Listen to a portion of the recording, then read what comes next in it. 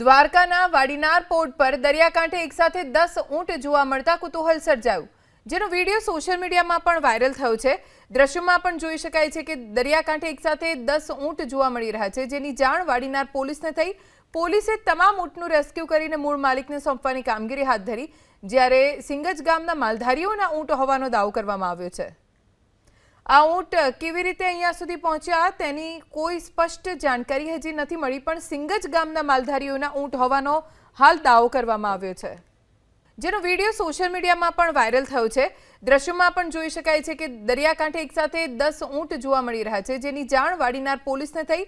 પોલીસે તમામ ઊંટનું રેસ્ક્યુ કરીને મૂળ માલિકને સોંપવાની કામગીરી હાથ ધરી, જ્યારે સિંગજ ગામના માલધારીઓના ઊંટ હોવાનો દાવો કરવામાં આવ્યો છે।